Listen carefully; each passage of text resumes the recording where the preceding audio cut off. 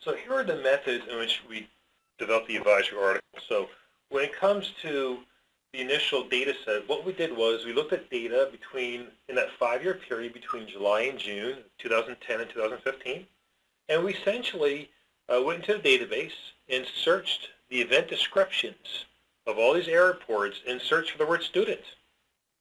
And we came up with 808 reports, unique reports, that mentioned the word student.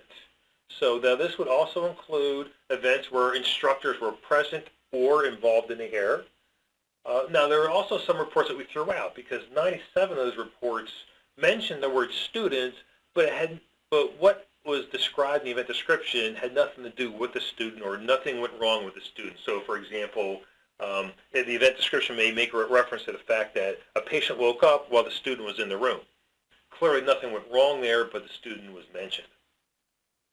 So after taking out the 97, it leaves us with 711 reports for analysis. So what we do is we get these 711 event descriptions and read over them and try to come up with a way to categorize them, to put them into buckets, to kind of describe to you what are these facilities telling us in regards to students and medication errors.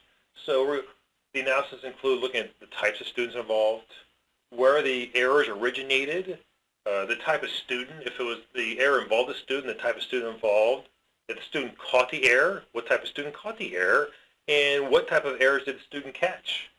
Were there instructors present? What type of high alert medications were involved, etc.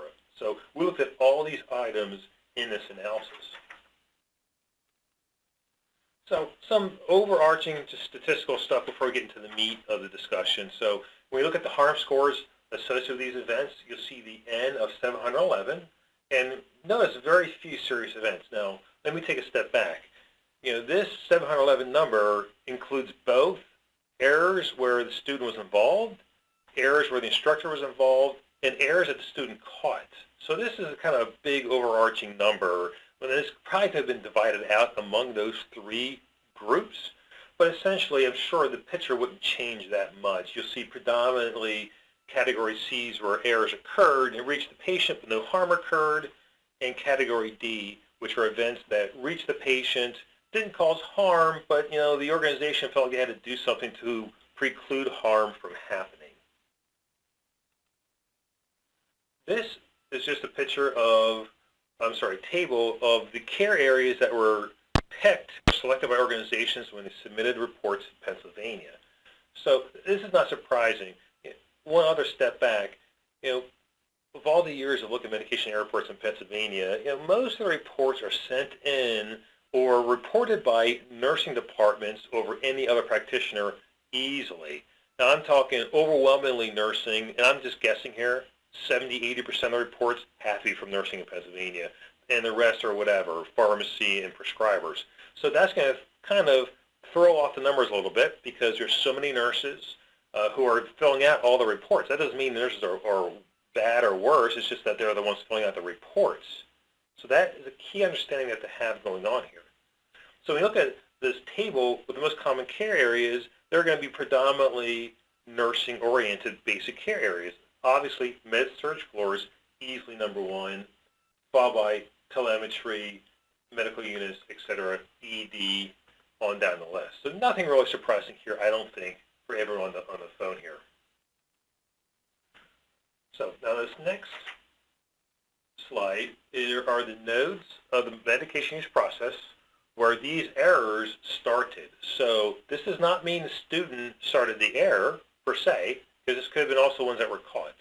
But as we alluded to earlier, administration clearly is number one, based on just the sheer volume of reports sent in from there.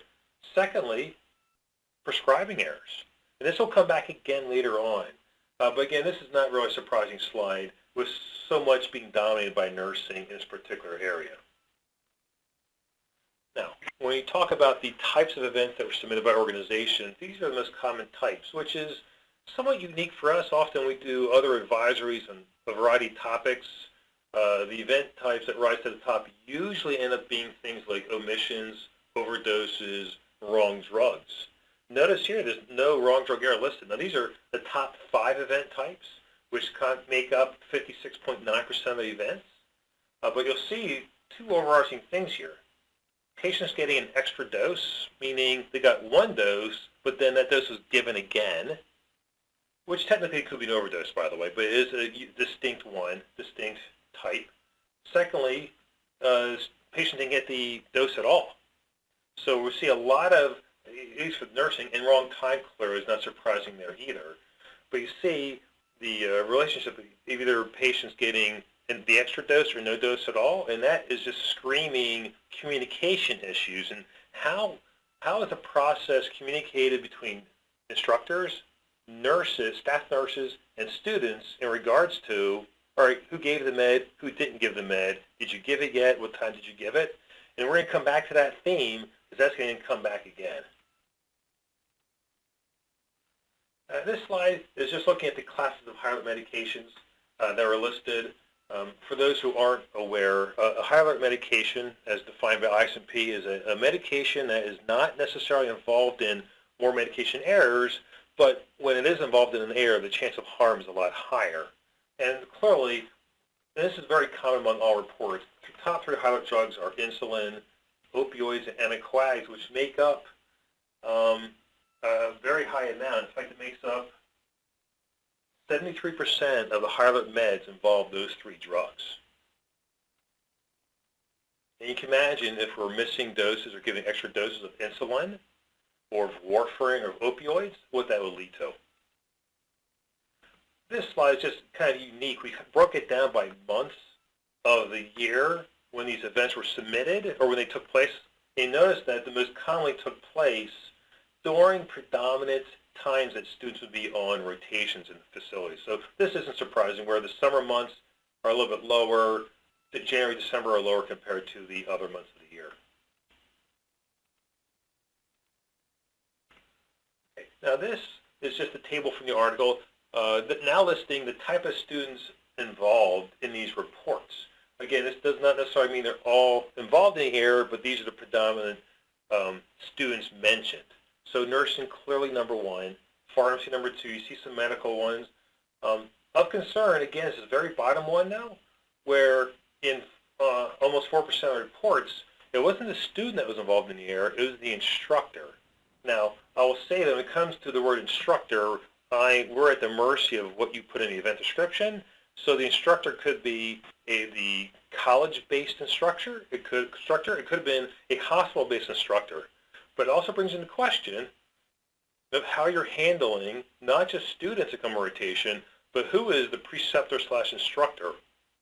And what does that process look like in regard to what they know and don't know about your medication use process? When it comes to students that were, in regards to events where the student caught or was involved in the error, you'll see here, it's where we break it down now, where 80% of the reports mention the student was involved in the error, but in 16% of the reports, they actually caught the errors with, again, the 4% of the instructors here. Now, it should be noted again, I think it's kind of nice to see in times when students caught an error. And maybe we may need to take more advantage of those situations. So let's go into more detail about what the event description states.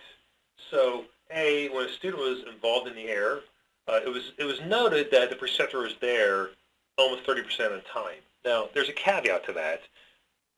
These are only reports where they happen to mention that the instructor was there. That doesn't mean the instructor was not there.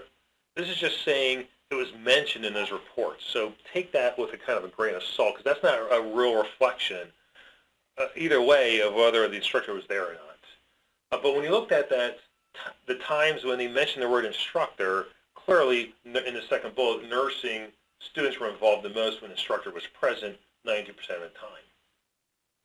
When a student was found to be involved in an error, the most common node of origination was administration, which means it was predominantly nursing students who were involved in the error during the administration node compared to the monitoring node. So the difference being monitoring of labs, of an example, an INR, compared to actually giving the drug.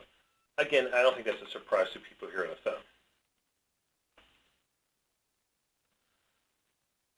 Also, this is a slide of, in regard to students catching errors, these were the nodes where the errors originated that the students caught.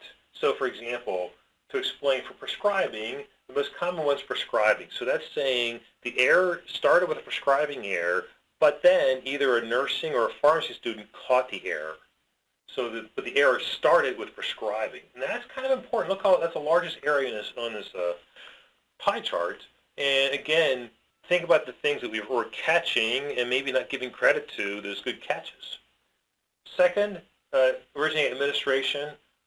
And that's based, again, on what organizations told us, not what we gleaned from reading event descriptions. This number could very much change. At times we see reports that originated in pharmacy or originated in prescribing, but then are blamed to nursing, as an example. So I think it's probably fairly accurate, but again, you see all over the board that all areas are involved in this.